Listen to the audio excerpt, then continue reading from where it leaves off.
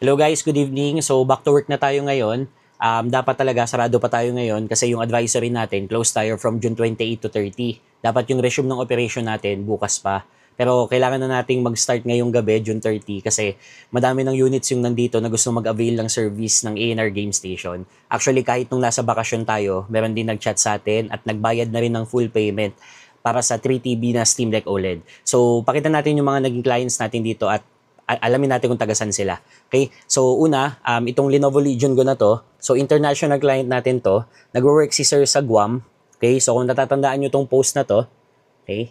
Yan. Si DJ Mig San Miguel, okay, from Megamix 101.9 sa Guam, radio station na nag-promote sa ANR Game Station. So, wala pa tong unit na to, pinapromote na tayo ni Sir. Hindi niya pa nalalaman yung service natin, hindi niya pa nakikita yung outcome nitong magiging unit niya na 3TB Lenovo Legion Go, pero pinapromote na agad tayo ni Sir. Pero salamat ng marami Sir sa promotion at salamat sa tiwala sa ANR Game Station. And i-upgrade natin ito into 3TB, so magkakaroon to ng 2TB internal SSD at 1TB SD card. So kung gustong setup ni Sir, dun sa 2TB full of PC games, then dun naman sa 1TB SD card, lalagyan natin ng MUDEX setup. Okay, so Sir, ako na bahala dito. So pupuliduhin natin yung gawa dito sa unit mo, Sir Migs. Okay, and aside dito, meron din nag-purchase sa atin ng 2TB na external HDD full of PC games. So, ang nag-purchase naman sa atin nito ay si Sir Ryan Pestano from Las Piñas City. Okay, so nag-full payment na rin sa atin si Sir para dito sa 2TB external HDD na to. So, plug and play setup to na kapag sinalpak ni Sir sa desktop PC, sa laptop, or sa gaming handheld PC niya, actually gagamitin niya daw to sa ROG Ally niya. Ayan. So, full of games na rin to. So, kapag sinalpak na yun to Sir, makikita niya na may game launcher setup na rin, lalaruin niya na lang. Okay, so meron lang tayong konting gagawin, pero yun, plug and play setup naman siya.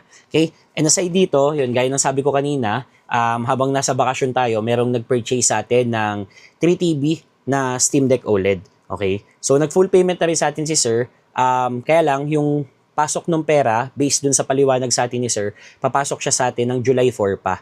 Okay, pero yun, nakakatuwa kasi kung mapapansin nyo, hindi naman natin kakilala to si Sir John Torres. Okay, ito yung chat namin. Okay. So, pakita ko din sa inyo yung yan.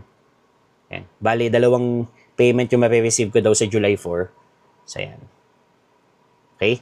So, yan. Dito, nakalagay dito na sa July 4 dadating yung full payment para sa 3TB na Steam Deck OLED. Yan. So, sa lahat ng nag-avail ng brand new unit, gaming handheld unit, external HDD, at nag-avail ng service natin dito sa ANR Game Station. Maraming salamat po sa inyo.